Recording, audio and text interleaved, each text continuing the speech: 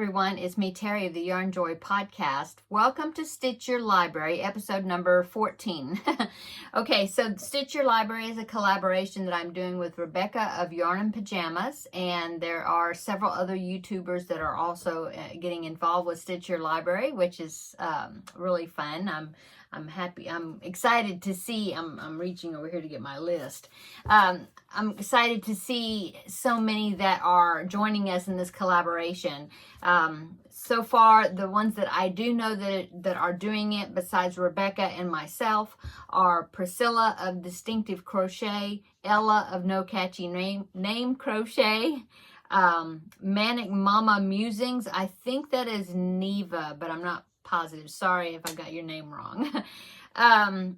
Abby of Blue Heart Crochet, and Michelle of Pixie Marie Creates. And I believe somebody told me that Kim of the Crafty Nomad was also joining us, so that's exciting. And I do know there are others that do not have YouTube channels that are also been getting involved in it, so that's fun.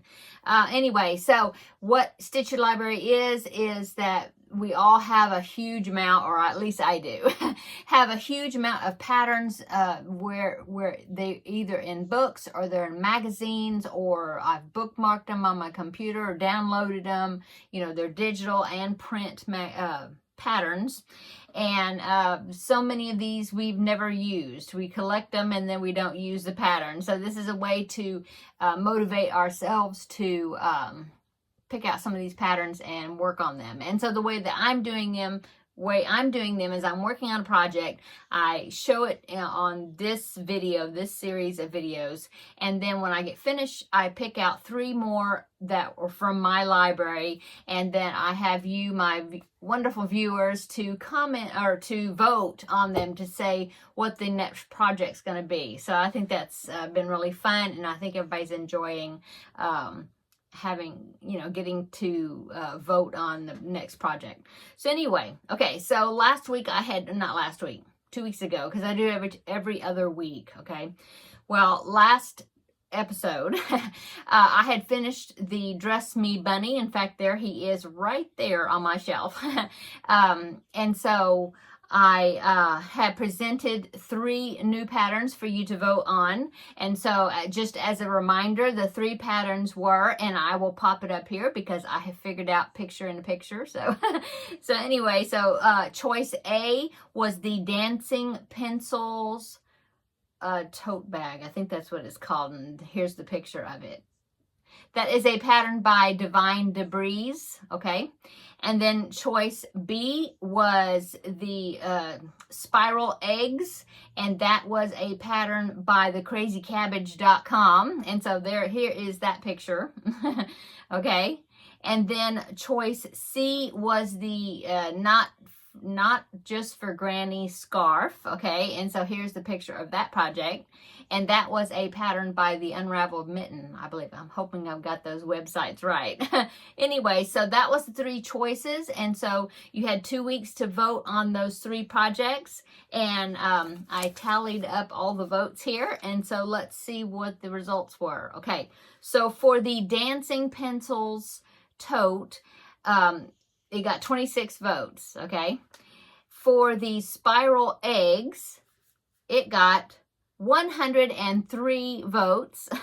And then for the Not Just for Granny scarf, got 25 votes. So the spiral eggs pattern is going to be the winner this time.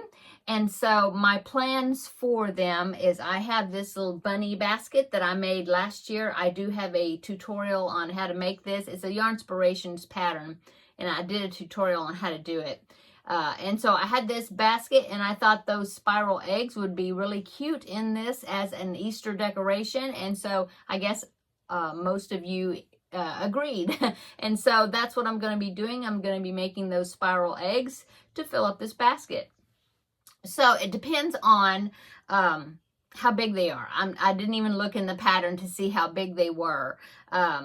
And to see how many I will need to put in here. So we shall see. Okay, so I gathered my yarn for my first egg. Okay, each egg takes 4 colors, okay? And so I really like the colors that are in the pattern. And so this first one for sure I'm going to be doing like that one. And I don't have the exact colors because she even tells you what red heart colors that she used. I don't have the exact colors for that, but I think what I've picked out I think is really close. So here are the colors that I picked out. Okay, so each one has white in it. So I have a white, just a scrap ball of white. I am sure this is probably Red Heart Super Saver, okay? And then the next color is going to be this, I think it called for pretty pink or something. I can't remember, but it was a light pink. And so I'm going to be using this color here. This is Red Heart with Love in the colorway Sweet Pink. So picked up this color out of my stash back there. And then you needed a darker pink. And so I think it was hot pink or something, I can't remember, but the one I picked was Mainstays, okay? And this color just says, let's see, it's just pink. But see, it's a different pink than this one, okay? Okay, I thought that was a good contrast, okay? And then the next one I picked out was, I believe this was actually the color that was in this group. I think I got one of them right, well, besides the white. This one is Tea Leaf, Red Heart Super Saver, and I believe that's the one that she used. So, now let me hold the colors up so then you can see what they're going to be looking like. So there is the combination of the first egg that I'm going to be doing, okay? And the pattern calls for a G hook, which is a 4mm hook. And so I've got my hook ready. And so now I'm going to pause the camera and I'm going to work on this a little bit, get it started, and I'll show you what the colors are looking like. And then I'll be right back to finish up the video. Okay. See in just a wink. Okay.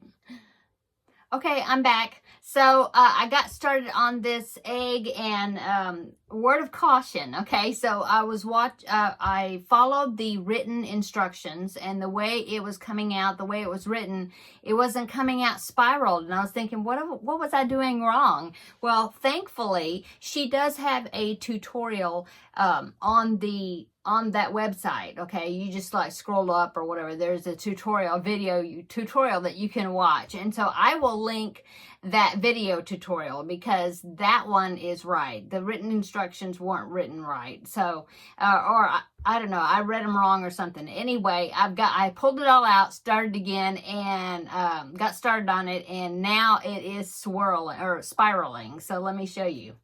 So here is the top of the egg so far, okay? And I'm liking the colors. Now, after every round, you need to untangle your yarn because, as you can see, I started untangling them a little bit. I need to untangle some more before I start on the next round. So that's one thing, because they're all connected together as you're working on it. And so untangle your yarn frequently. But I'm really liking the way the swirl is coming out. I think once I get some more rounds on it, it's really gonna look cool. So okay, so that is my spiral egg so far. Okay, so I'm going to get on this and get this one done, and then we'll see how big it turns out. And probably before I come back in 2 weeks, I will have this one done and maybe some other ones. So I will be back in 2 weeks and show you my progress on these eggs. And if I get them all done, then I will have 3 new projects for you to vote on. So we'll see. So thanks so much for stopping in and visiting today, and seeing what my new project's going to be. And come back tomorrow and we will have another chat and visit, and it will be the regular Yarnjoy podcast episode, and you can find out what else I've been working on and what I got finished. It's because I have a couple finished items for tomorrow to show you. Okay, I'm gonna go.